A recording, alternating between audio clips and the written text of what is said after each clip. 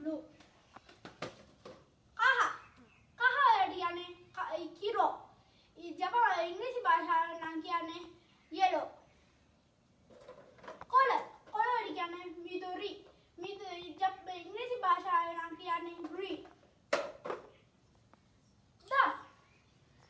දම් වලින් කියන්නේ ජපන් භාෂාවෙන් මුරසකි.